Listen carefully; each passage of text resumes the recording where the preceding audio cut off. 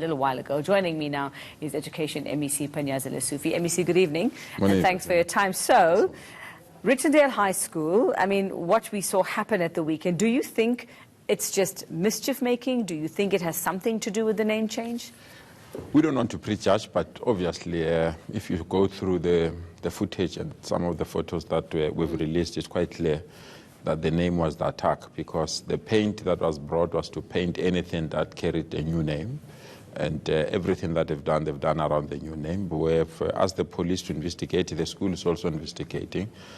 But we knew something of this nature will happen. Actually, we also, when we went to change the name, we suspected that the event will be disrupted and people will come to disrupt the event. But the event went on very well without being disturbed. We know transformation and unracialism is a difficult thing to some people. You know, before 1994, we had people that opposed transformation, we had people that didn't want our new freedom. So they didn't vanish. Not all of them went to Australia or other parts of the world, but others remained at home, and we suspect they might feel uncomfortable with the name. But we don't want to prejudge it. We leave it to law enforcement agencies to advise and to tell us who did this. So this name change happened in August. Yeah. Had you had any other suggestions of unhappiness about this? Had there been anybody, you said you expected, yes, but was there actual opposition to it? Were there threats that, or idea, any sign that this might happen? No, there was openly there was opposition to it. I mean, personally, I got threats, and on the social network, people expressing their views. The insults were unbearable. But as I said, the school was strong enough, and I still want to congratulate the school. And when I spoke to the leadership of the school, they still feel determined that it's an isolated event, so let's go ahead and teach our children. And I supported that. I think they must just go ahead. We're appointing a team to go and clean the mess and restore the image of that school.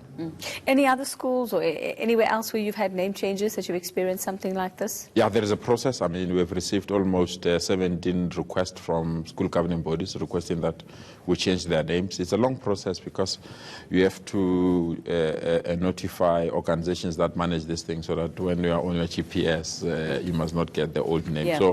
So the process is on there. There are 17 other schools that we are going to change their names in a not a distant future. Okay, before I get to why you're taking Afrikaans lessons, and I don't know if it's because you have to deal with communities like this, I want to talk about another serious story that you're involved in at the moment. You've now offered the family of a car guard who was killed in an incident 50,000 Rand, asking them to give back the 50,000 Rand given to them by his attacker. Just tell us why you decided to get involved in this case. Firstly, I want to thank my friends and people that have requested to make donations. I handed over the donation today at the family, and they were so emotional. The sister was crying, and I found a 6-year-old boy. It was his birthday, so it came handy to deal with this thing. You know, if as a society you must force the poor to choose between money and justice, it's a predicament that you must not put any family under that stress. In my life, I never knew that a life has a price, that I will kill you, and for me to avoid justice, I must give you an amount of money. You know, when I read that story, my heart sank, to be quite frank, that we are putting this poor family under severe constraints. And when I interviewed them, you know, the pain is unbearable. They took their monthly grant, social grants, they went to a loan shark, they attached the cut so that they can bury the victim.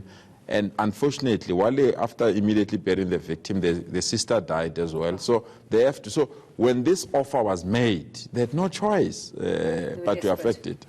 Yeah. But when we intervened, indeed, we handed over the money. The family is quite happy, and we remain hopeful they will return the blood money so that the perpetrator can face the full might of the law. And as I said, I want to thank all the friends that responded and all the people that responded on the Twitter account. I've seen, when I arrived at the family, the people that have donated 20 Rand, 300 Rand, 500 Rand. So all those people, I want to thank them from the bottom. So they can give him his money back and say, now you can get the harshest punishment. And that was the request that we paid. But we didn't want to put them under pressure as well. Yeah. So but now it allows them to try for justice as best they can. Very quickly, your Afrikaans lessons, is it because you have to deal with communities? Like, what happened at Rietondale? I just want to demonstrate that one is not against Afrikaans. It's a South African language, but we must treat all languages together equally.